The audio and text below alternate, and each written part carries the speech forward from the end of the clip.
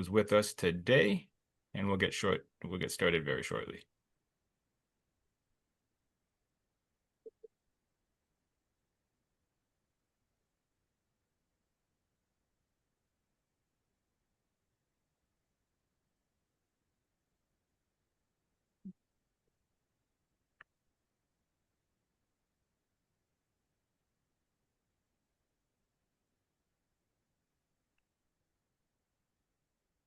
Okay, so 10:16. So what I want to do is I want to welcome you to another episode of our Morning Money Conversations with your hosts, Andrew, Steph, and Ray.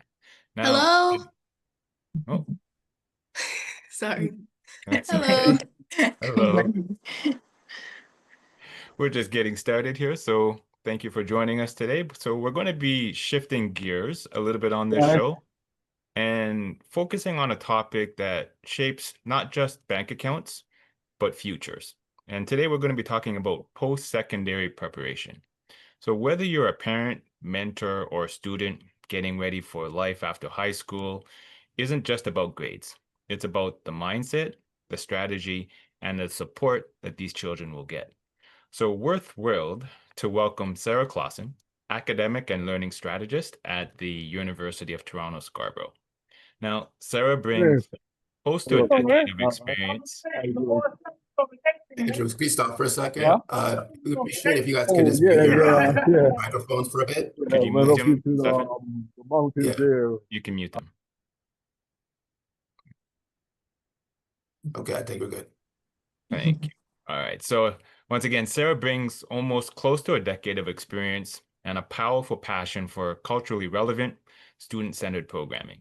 Now, she works specifically with students of African, Black, and Caribbean descent, helping them thrive academically and prepare for success, meaningful careers. Now, this conversation is packed with insight on how to navigate post-secondary life with confidence and clarity. So let's get into it.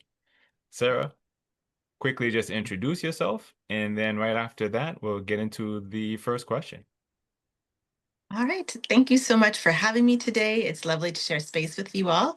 As Andrew said, I'm Sarah, and I work with students from all levels from all programming at the University of Toronto, Scarborough. I've been an academic and learning strategist for 3 years, and prior to that, also at UTSC, I worked in the co-op office where I had a strong play on getting students prepped for their first job experience and helping them transition into the world of work beyond that. So I do have a strong passion for supporting our students, for helping them understand how to navigate some really tricky or tough situations within post-secondary, but then also seeing them land really purposefully and have strong advocacy for themselves as they move on to their careers. So I'm happy to answer questions, talk about what's happening in your life or maybe your child's life, and get them ready for school in September. So thank you for having me. Thank you, Sarah. Always appreciate you joining us. So the first question that I want to get in today is, as an academic learning strategist, for, like you said, 3 years, working closely with African, Black, and Caribbean students, when it comes to helping students transition from high school to post-secondary, what are some of the common mistakes new students make regarding graduation timelines, OSAP, and course load choices? I think that's a good question. And while it's not necessary to focus on deficit, I think a really important tip for students to prepare for is that it is not high school. And I think sometimes they think that it might just be a graduated high school space and they can apply the same strategies that saw them success in high school in post-secondary. While those strategies could be sound, while those strategies really help them, I think it's an appropriate time for folks to realize that there needs to be sort of a leveling up of how they approach this work. Relying on supports maybe in a way that they haven't done before, where in the past they had one sort of locus center, which was the secretary or one teacher. And when you're moving into a post-secondary space, there's departments and different resource centers. Students really need to be their advocate and their agent for change and work within a post-secondary space. And so I think that's a really big key. Maybe where we have a disconnect, or some of the tricky parts is we have teens who are advocating for autonomy and moving forward with purpose, and we have parents who are still trying to hold on. So there's also sort of that, maturity balance that comes through play when you're an 18-year-old going off to school. And then another piece that I think we really need to focus on as a family unit, as folks who are supporting students, is realistic timelines. Understanding when graduation could happen, being flexible with how the course ends up playing out. And that's where this conversation in terms of money comes into play. Just to throw some stats at you right off the bat, when we look at university, what's sold in the packages and what's societally known as normal completion time is 4 years. The research shows that it's taking students on average 5 or 6 years to finish their university experience. And so when we're talking about budgeting for this very large expense, timelining, if we have international travel, how we're going to work, how we're going to finance this piece, my big comment to families is budget for 6. Hopefully you finish in 5. Awesome. Thank you. So I'll leave it to Stefan and Ray to jump in and share their thoughts about what they want to bring to Sarah this morning on this important conversation. Yeah, I want to ask Sarah one part. You mentioned that the transition of a high school mentality to post-secondary, and I faced that challenge personally myself. I wonder if you can delve in more deeper into certain tips and strategies on how to shift that high school mindset to post-secondary, because ultimately, when you have that mindset, you come in thinking it's high school, but post-secondary is a different beast altogether. So I just want you to kind of touch in more in depth into that. Sure. I think one of the big pieces, if I can put on my co-op hat as well, is that I try to support students in treating this post-secondary space as an early entry into your professional career. The only means of communication that a university has with a student is email.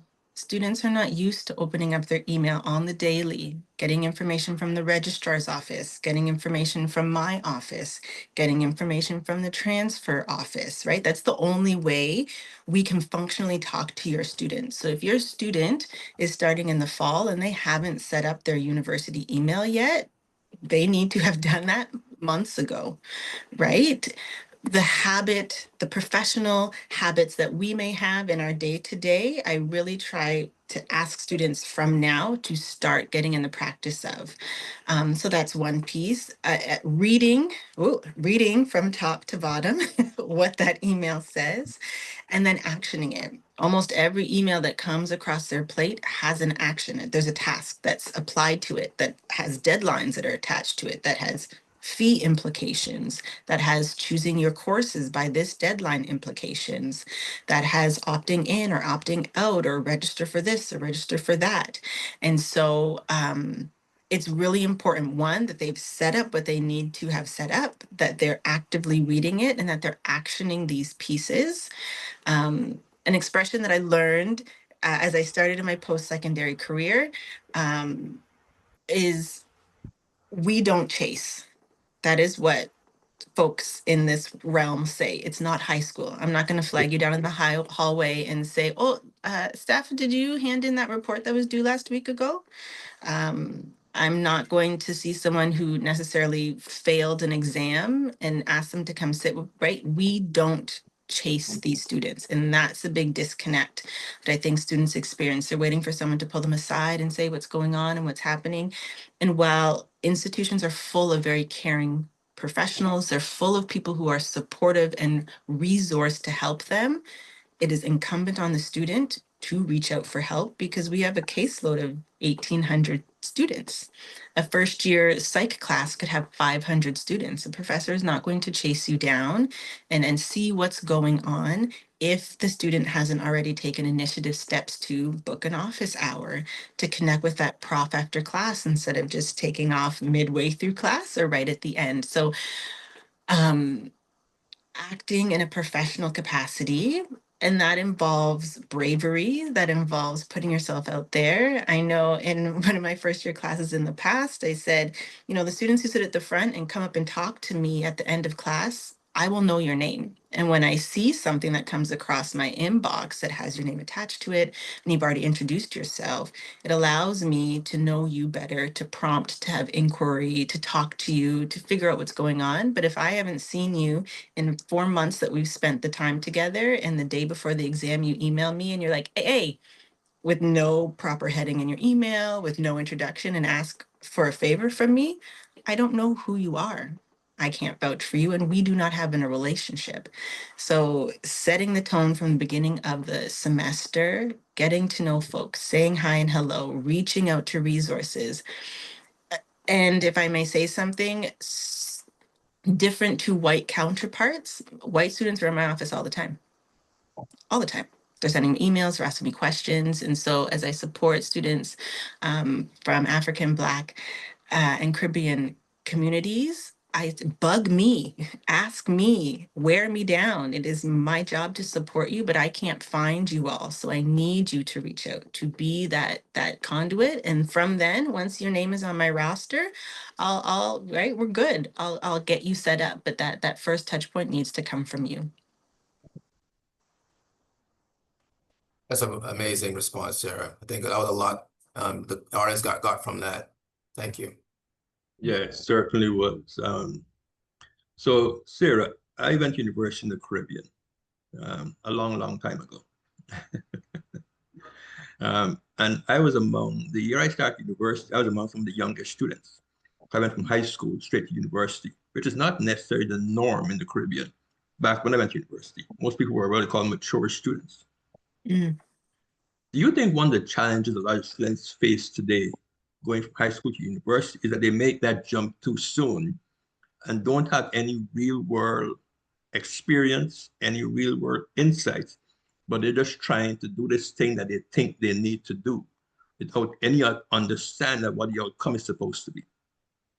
I do feel that way. I mean, I went through Ontario high school when we still had OAC, so we still had that extra year. I know once they removed that, it was really popular for students to take a gap year and sort of figure themselves out. And at the price of a university's experience, it is really difficult to swallow. You know, I'll figure it out at the tune of $7,000 for my first year, right? And we do have some students who are doing that as well. I think that one of the things in my programming, it's centered around Afrocentric ways of knowing. And so we talk a lot about autonomy and self-determination, which is the principles when you talk about Afrocentric ways of knowing is knowing what you want. So we as a community can hopefully back up these conversations to grade 11 to grade 12 so that when they're entering that space, you don't have to have it all figured out, but knowing who you are, knowing what you would like to do in a loose realm of the industry can be really, really helpful because when I sit down with students, I think sometimes they're waiting for me to tell them what to do. If it's not steeped in policy that I can pull from our registrar's office or from our academic calendar, I'm not going to tell you what to do. I'm going to ask you what you want to do. And then I find a lot of students stuck because they don't know what they want to do. They don't know what their next step is. And so we work together to figure that out, to help each other. But it's not high school. I'm not going to tell you what to do. I'm going to ask you what the steps are laid out for you. You know, how is this one particular class that you are taking going to lead into the career capacities that you have? Well, I'm not sure. Okay, well, then I'll give you homework, right? Go look at this resource and figure out how those things are connected. And the next time we meet, can you have an answer to this question so I can move you to the next step of our conversation that would be helpful? I think as family units and community units, having conversations about careers is really, really important, or entrepreneurship is also really important for an underpinning of you don't always like what you do, but you got to do it for one. But also the idea that you have of this industry and what this industry actually looks like can be vastly different. And when we have some generational divide around tech, around experience, again, when we're looking at that industry space, I know the way I experience industry and the way the students I'm supporting experience it will be vastly different. So there's also, you know, a coming together of both worlds. Do some real research, go downtown as a family, as a practice, and look at people coming out of office buildings, look at people riding the TTC, look at people who do shift work, right? Like, what is it that you want to do? How do you understand those different industries and continuously learn? Continuously learn. I keep telling them you have to keep learning, you have to keep asking questions, and questions breed more questions. So when you think you've exhausted them all, you probably haven't turned over another rock that's necessary. And so those are the things that we work through when we sit down together. Thank you. That said a lot of clarity. I mean, I was fortunate to have mature students around me when I was in first year university. But if I didn't have them, I'd have been very misguided. I didn't know what I want. I changed my major, I think, 3 times in the first 6 months, which I think is something a lot of people still do. There are a lot of folks going to university today, and they're switching their majors. Now, I read an article yesterday about the future of education. And one of the things it spoke about is that unless you are planning to become a doctor, an engineer, or an attorney, you might want to consider going into 4-year tertiary education, or an accountant, sorry. So there's 4 professions, and those are usually the 4 professions that everybody starts to aim to: medicine, engineering, law, or accounting. What is your opinion on that perspective today, particularly when you're speaking towards Black and African and Caribbean students? I would say just from the small sample size from my experience, when I have international students from Africa, Nigeria, a lot of them fall in those categories. You're going to be a doctor, you're going to be an engineer, you're going to be a scientist. And then we have differences of like cultural and the dynamics between family when your family's so far and you're here and they're telling you what you're going to study. And sometimes I see students who are thriving and that's not a problem. And we have some tricky family dynamics that we talk about. I think you said, Ray, about, you know, changing your major and having that idea. What we are seeing is universities used to be, or universities can denote your amount of study by majoring in something or specializing in something. And that just tells you how many courses of that subject you are going to take. And a long time, we had a lot of specialists. Everyone was like, I'm just going to study this one area, it's concentrated area of knowledge. And what we're seeing at our campus anyways, is that students are double majoring. So you might take a major in biology, but you're also taking a major in computer science because the integration of that knowledge in the medical field allows you not only your personal passion, but to be elevated as an employment space, to have those 2 areas of focus within your realm. So health informatics has exploded. The pandemic has helped. People are interested in that data analysis. And in our AI world, in our computer world, data analysis is really driving things as well. So we're seeing an increase in our math and our statistics majoring with something that typically we didn't see before. So geography and statistics so that we can understand sustainability. We can see English and statistics so we can drive our content promotion, our marketing campaign strategies. So as someone who went through a very specialized area of study in my undergraduate, worked in that field a little bit, but also splintered off, I do advise students to be broadly minded because I'm not quite sure of folks in this room, but how many of you are actually working in the capacity fully of your undergraduate degree? And how many of you realized you had passions here and you could take these pieces here and mold it in there? So to not be boring, to sound simplistic, to have creativity, to meet more people, to expand your network, I do encourage students to think about a double major option just to give them as much scope as they can in their studies so that they can also have scope in their professional capacity. Thank you. Guests, don't be afraid to ask your questions. Sarah Klassen is an education specialist at the University of Toronto, Scarborough campus. You got an interesting audience here. I some of the names I see one of my mentees on the call. I see a young man who I think is actually the son of one of my very good friends in Guyana. So I'm not going to call you guys out, but this is an opportunity that you wouldn't get normally, um, if you're not in an academic facility. So Sarah has a wealth of knowledge. So please, if you're not shy, you can take yourself off of mute and ask the questions. This is our regular Wednesday monthly conversation. We got 45 minutes, and Sarah's given us a wealth of information so far. So don't be hesitant in asking the questions. Andrew. Yeah, so far, amazing content provided. As Wei said, please come off mute, ask your questions, or put it in the chat. I want to switch to a little bit about the family dynamic. Now, the children are one thing, but what can parents either do to support pre getting into university or while in university? And talk a little bit about what they're not privy to and just how that goes about in that lifestyle. So parents can kind of, and then we can jump into some of the financials later on. Thank you. Good question. First of all, I can share what I'm bound to working in the institution as an academic advisor.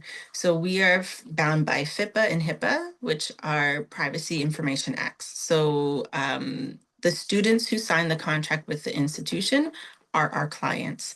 So I've been in situations where a parent will call the office, call me and say, I want to know how my student's doing or my child. I want to know what's going on. I got a notice that they're suspended. I got whatever the case may be. And my response, I can't even confirm or deny that that student is a student with the institution because I cannot, because I need to protect their confidentiality. So parents want to know and want to be involved, but there's legal barriers to that information. So for an example, I like this story because it's parents are always shocked. So I had a student come into my office for an advising appointment, and they brought their parents. And so they came to my office and I asked the parent to wait in the hallway, and I brought the student in and I said to them, we pulled up their transcript. I can see their grades on our system. And I said, is there anything on here that I should not talk about in front of your parents?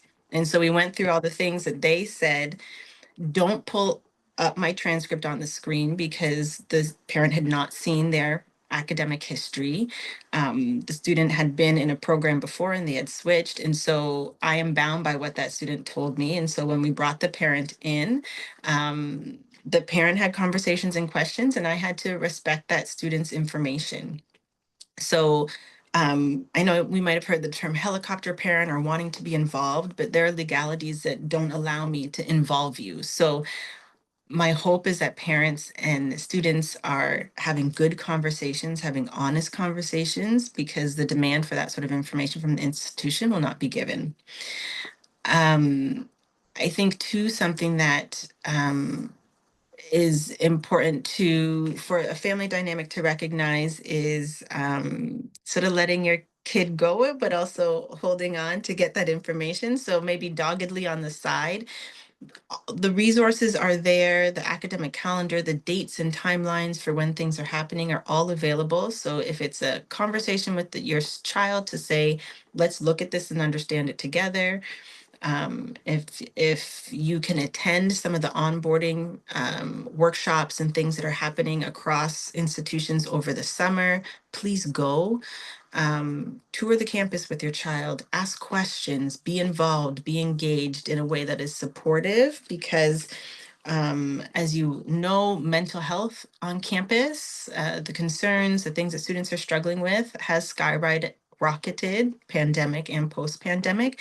And so students are struggling. So, be that space that can support them, to know what's going on, but just be mindful of the privacy. The student is the client and you are their parent. And so that's who I can talk to, and that student alone.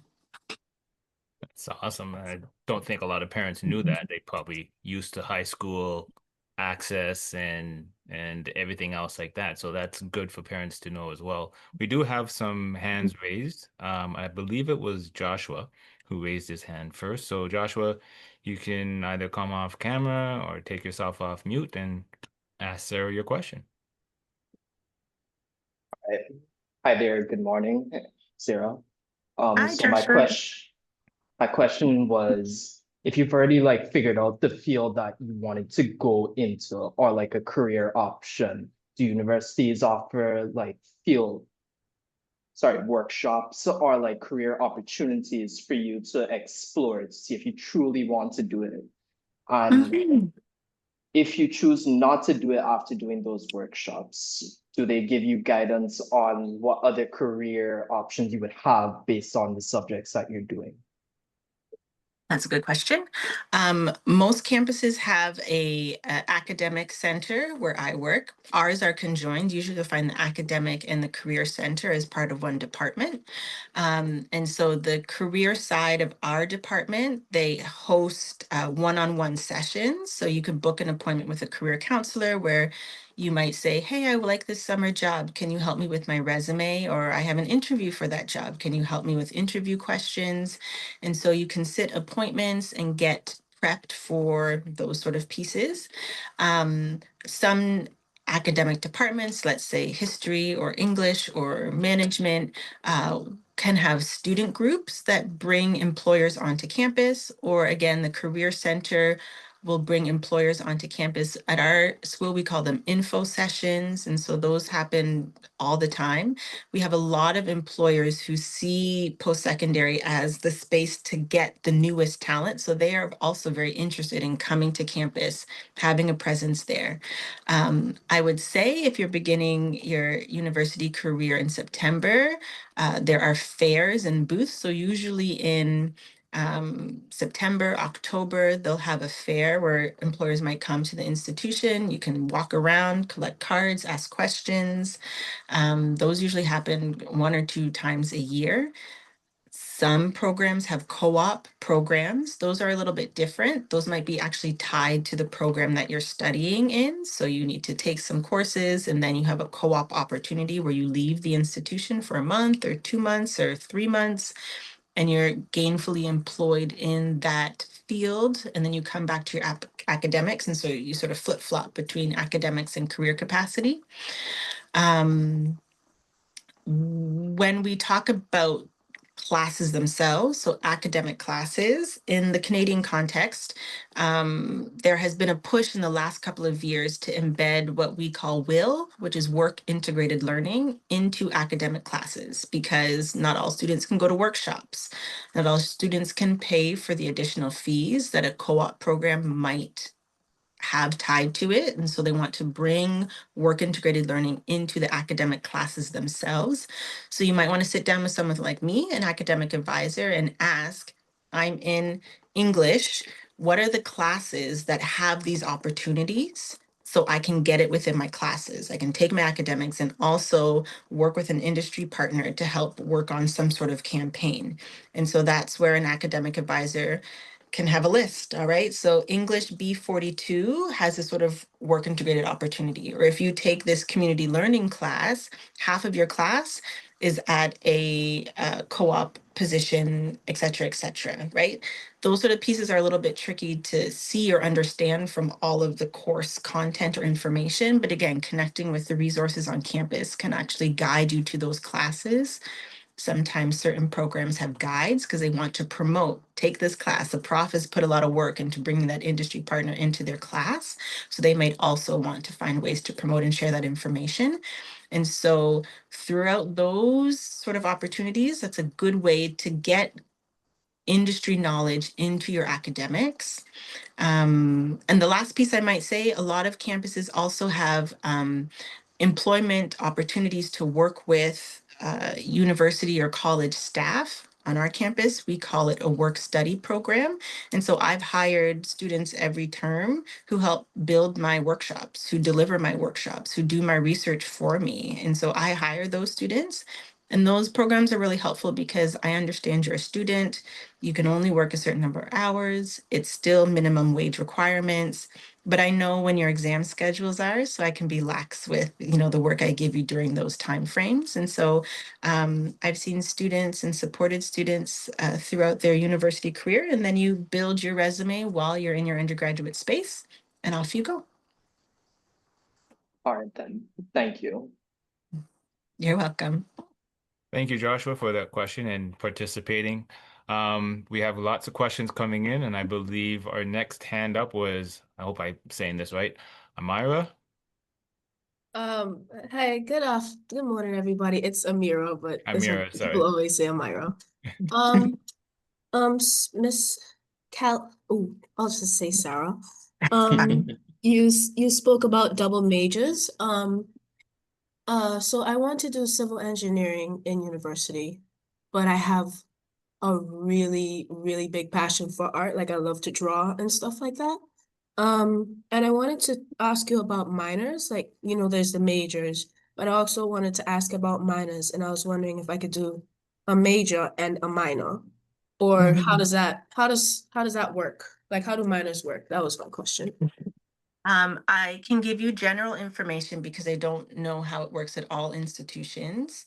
But usually it means in your 4-year degree, you have to take 20 credits. These are approximations, right? In your 4-year degree, you have to take 20 credits. And so if you major in something and you do 2 majors, you'd have, 10 credits in one area of discipline and 10 credits in another area of discipline. And then if you in my institution, if you major, you have to take 2 minors because the distribution of credit count has to add up. Now, again, go back to your institution of choice to understand how those distributions work for those post-secondary spaces. But it just means a smaller portion of the credits that you take are used for your degree, and then that's fine. So some institutions you can major and minor. In my institution, you have to major in double minor so that you can get that complement of credits, but it might work a little bit different. To that, I would say some students choose a minor for personal interest because they want to study this. Some students add that minor to help with professional capacity. When we change it to the career side of the conversation, you still need to be able in your documents, your resume cover letter, in your interview, explain to the employer how these combinations of programs will be impactful for them. Because the language of university isn't always spoken to the language of employers. So if you are majoring in civil engineering and you have a minor in creative arts, you still have to tell them how that will help them do the things that you want to do, how you can vision the projects, how you can scope projects. So there's still that piece that can be important when you're moving on to the next stage. But I do encourage students to be creative in how they're putting their programs together so that they can enjoy it, but also help them in their professional capacity. Can I ask what institution you're interested in going to? I'm not really too sure yet, but I'm currently in A levels in the UK, and I want to stay near the coast, like south, so in Brighton University. So yeah, there. Some institutions also have electives. So there's also a small collection of courses where they say, we want you to explore.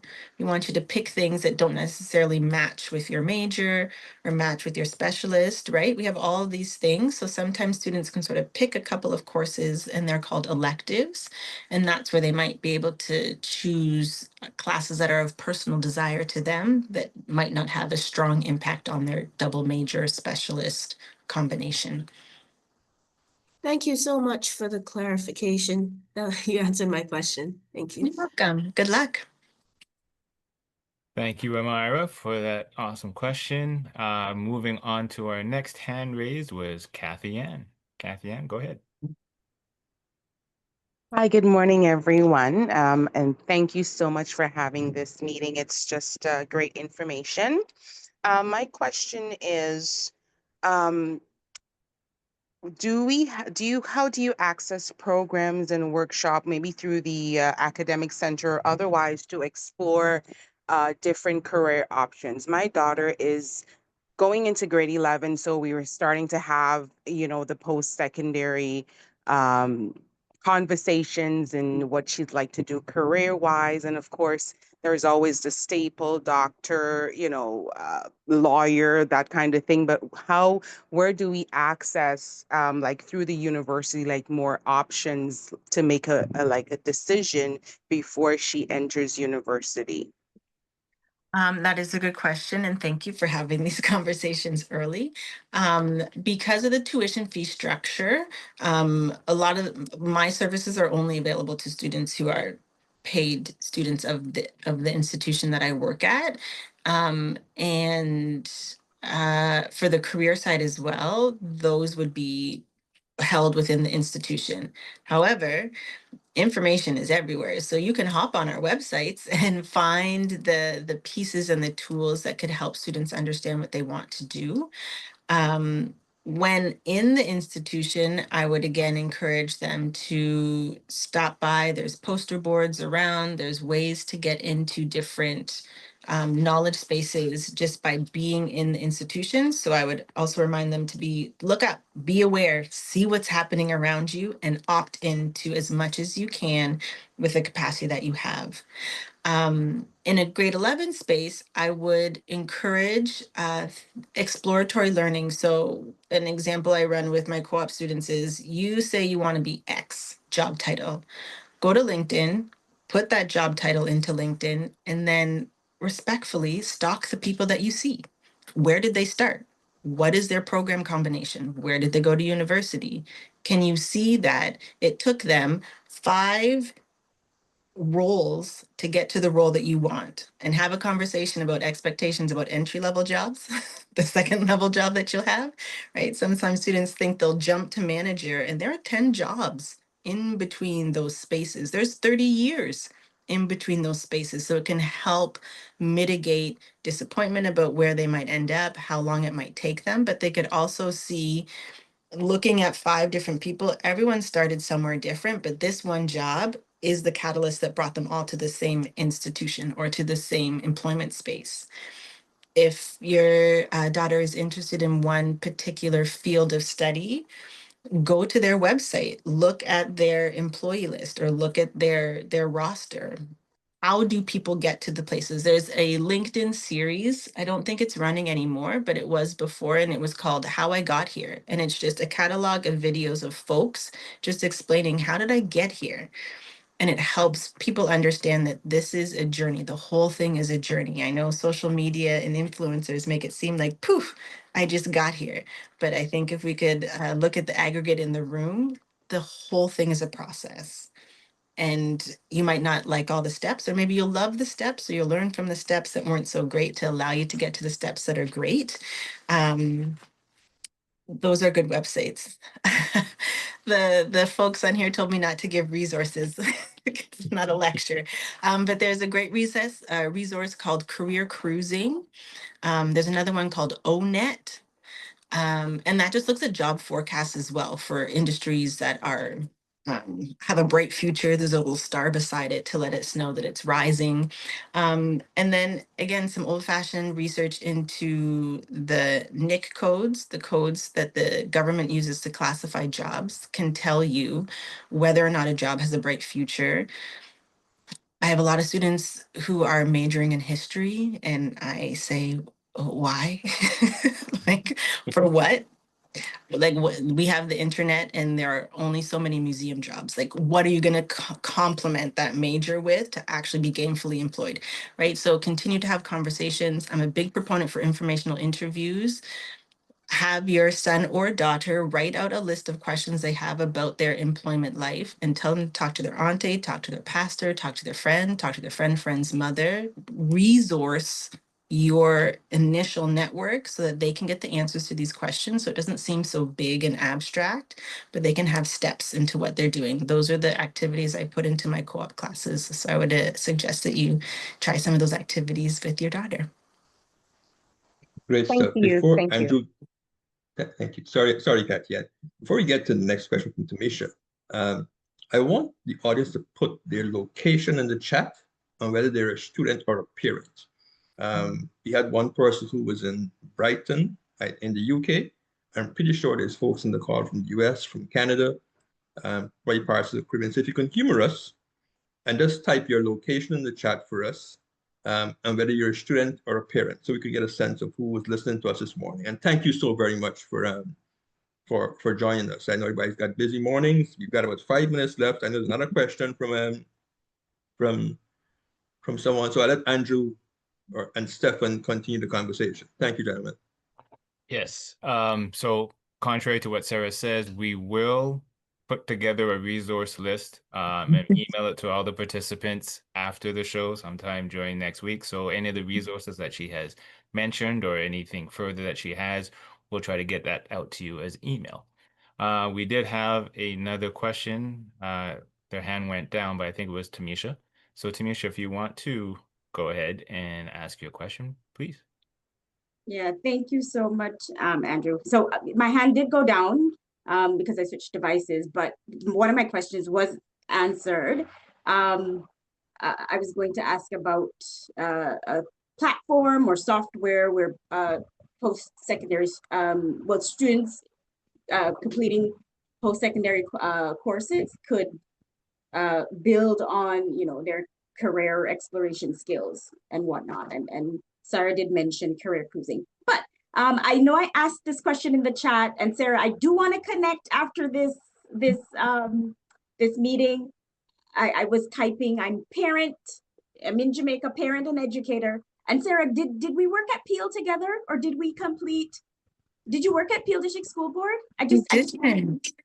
No, so we probably did, or guidance together, because I somehow had your name in Google Docs or somewhere at some point, and the conversations are just so up my street. You've been very in depth. One of the things that I wanted to highlight, and I'm sure you're aware of some of these dynamics, students coming to you from high school, particularly from our community, you might find that they're very introverted and have, little idea of what they want to do. So I taught in Peel, expecting to get back in very shortly. And one of the things that I found, and I often don't like this part of our narrative, and I'm working to change that by virtue of some of the things that I'm doing.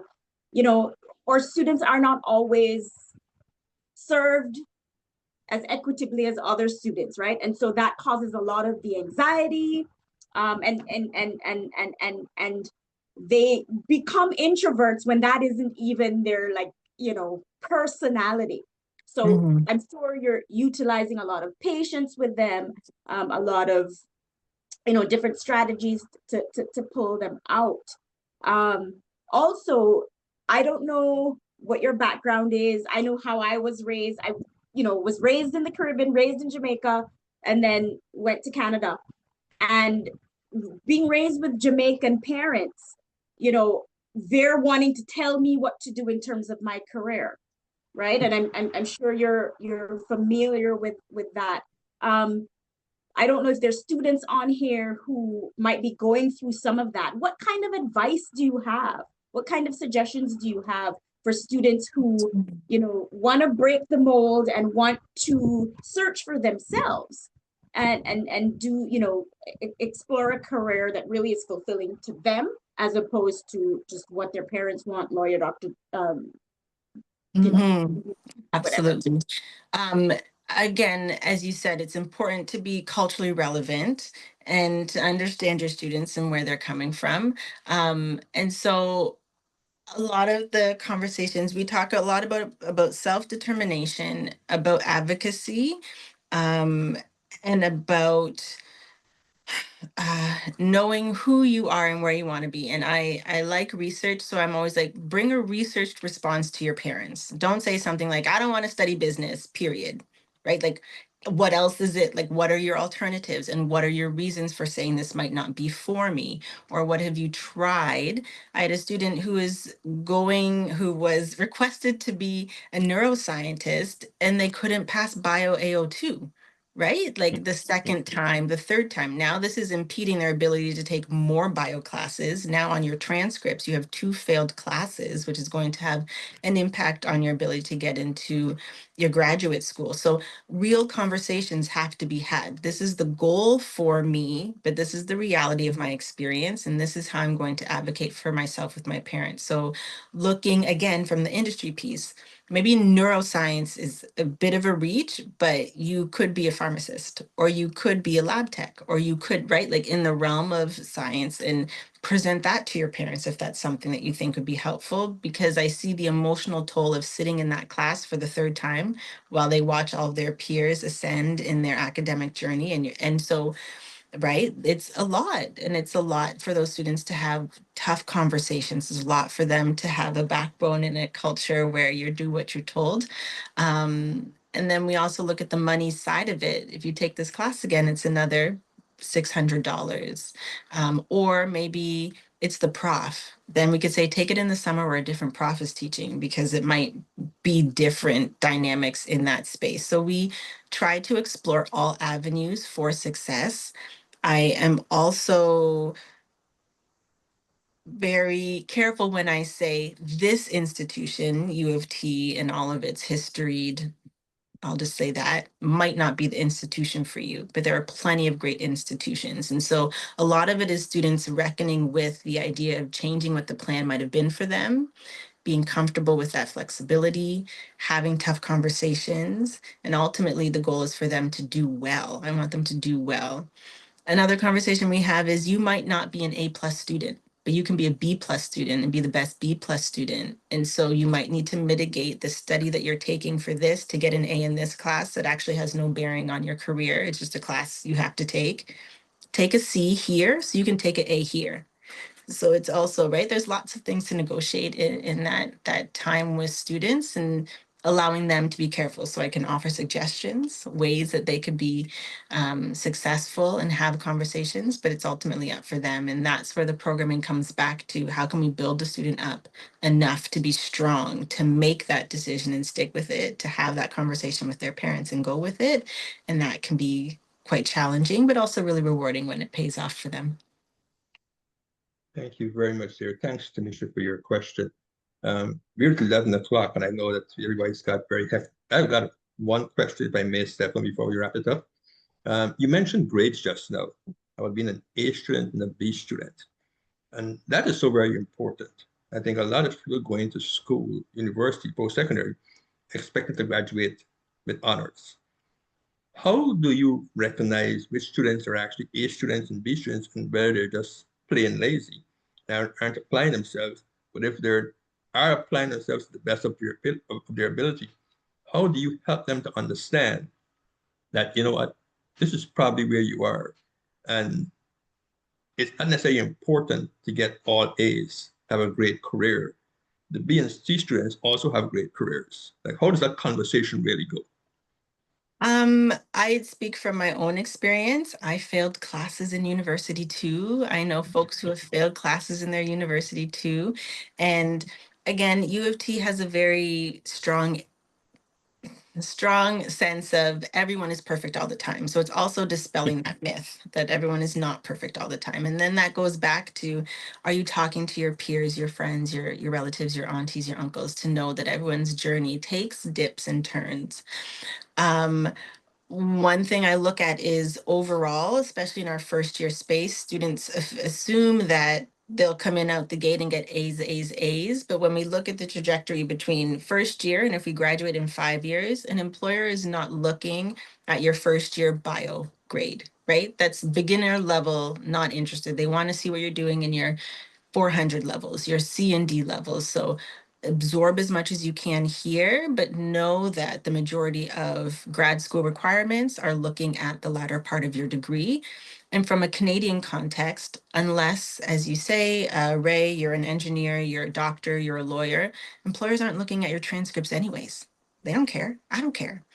I have hired students before, and from a career capacity, I say to them, universities speak the language of transcripts and universities speak the language of grades. When I'm hiring students who work for me, I need to know that you can write an email, that you can work on a team, that you can follow deadlines, that you can be creative, and I don't care what your GPA is.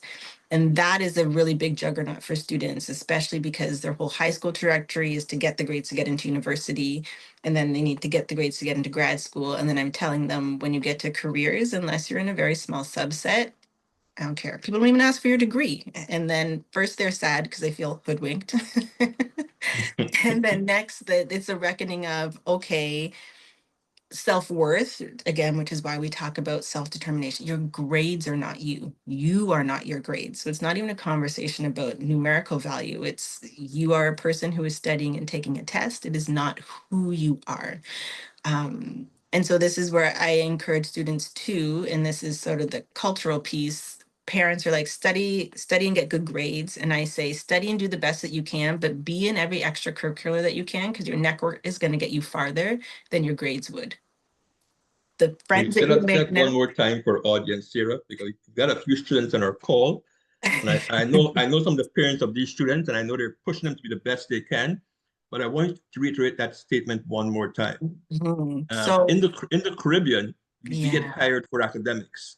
In yeah, North America, you hired for ability. yes, Nobody care what your GPA is. I don't. It's who you know and your ability to adapt, pivot, and that sort of stuff. So I want you to reiterate that statement for those folks who may be in the Caribbean or have parents who are forcing them to be A students. And you don't need to be an A student to be a successful No. employer, employee, or entrepreneur. No, do the best that you can in your academics. Use the resources that are available to you and try your hardest, but also throw yourself into student clubs, organizations, volunteer opportunities, take the field trips, throw your hand up for all of those things, because when you graduate with your peers, they're going to talk about you. They are going to be your network. And if you've worked with me and I've hired you, I will be your reference.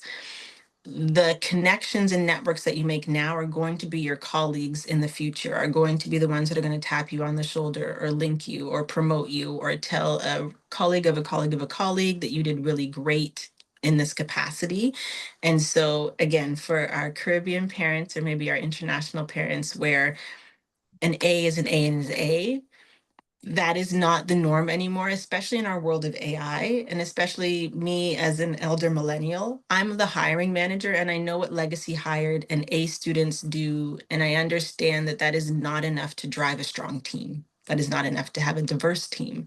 I don't want a team full of A students. I wouldn't hire them because it just wouldn't work. I'm looking for the students who have personality, charisma, the ability to learn, the ability to adapt, to be flexible, and that is not always registered in an A. Thank you very much, Sarah. Stefan? Yeah, thank you, Sarah, for that insightful conversation. I know we can probably go a little longer but I think you're always welcome to come back to the MMC family, because this was a very informative conversation, and thank you for your time. Again, next month we'll have Desiree King. She's the founder of King's Downsizing and Estate Services. She's going to be touching on when you reach that lifespan to downsize. So I think that's gonna be a very exciting conversation. And again, thank you everyone for contributing and making this very exciting, engaging conversation. Again, Sarah, thank you again, and everyone, I hope you have a great day. Thank you, and same to you. Right, Thank you you very for much. a great morning. Thank you All so right, much. thanks a Have a lot, good Sarah. day, everybody. Thank you. Thank you guys.